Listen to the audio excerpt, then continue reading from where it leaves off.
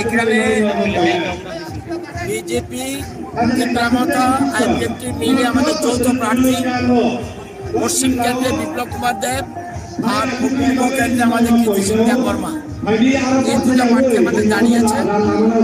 এই জন্য যারা দাঁড়িয়েছে আপনারা জানেন, তাদের নাম নিয়ে লাভ নেই।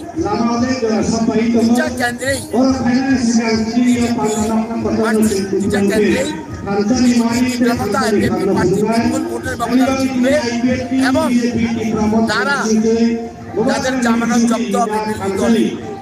শুধু এটা নয়, ভোটের দিন আমার কাছে খবর আছে একটা গোপন মিটিং হয়েছে, মেলার মাঠে একটা গোপন মিটিং হয়েছে। সেই মিটিংয়ের সিদ্ধান্ত হয়েছে যেহেতু ওরা হেরে যাবে, সেই জন্য তারা যে কোনো সময় মিথ্যা অভিযোগ তুলে প্রার্থী পদ প্রত্যাহার করে নিতে পারে। ভোটের দিন একটা অভিযোগ তুলে প্রার্থী পদ প্রত্যাহার করে নিতে পারে, আমি আগাম বলে রাখলাম। এটা কিভাবে বললাম? তাদের সিক্রেট মিটিংয়ে যারা ছিল তারাই আমাকে ইনফরমেশনটা দিয়েছে। সুতরাং ওরা জানে তাদের জামানত জব্দ হবে। সুতরাং এই হলো সিচুয়েশন।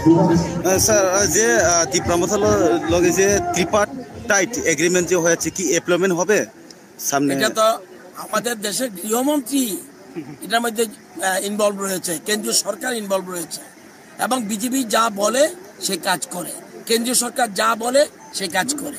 সুতরাং যে মৌতের যে চুক্তি হয়েছে সেই চুক্তি সত্যিকার অর্থে বাস্তবায়িত হবে।